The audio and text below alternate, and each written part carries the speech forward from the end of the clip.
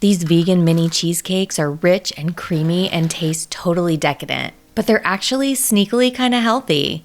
The crust is made from dates and almonds, and the cheesecake is made from cashews sweetened with maple syrup. There is no baking needed to make them. You can use raw or roasted cashews to make this cheesecake. We're gonna soak the cashews in hot water, so that'll soften them and it'll even get rid of excess salt, so you can even use salted cashews to make this cheesecake.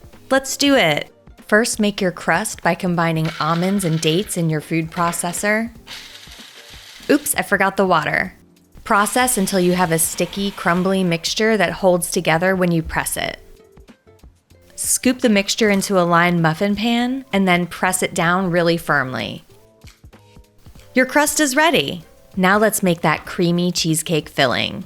In your blender, combine soaked cashews with vegan milk, maple syrup, lemon juice, vanilla extract, and a little bit of salt. Blend that up until you have a smooth, creamy, thick mixture, and spoon it into your muffin tins over the crusts. Before adding the toppings, I like to lift up the muffin pan and smack it on the counter a few times just to get rid of any air bubbles. Now add your favorite toppings. I'm making mine half with raspberries and half with melted chocolate. But you can use anything you like. Swirl in your favorite jam, or serve these straight up. What toppings will you use on your mini cheesecakes? Once you're done topping, chill your cheesecakes for an hour or two until they're nice and firm. Then you're ready to devour them. Just look at that rich, creamy texture.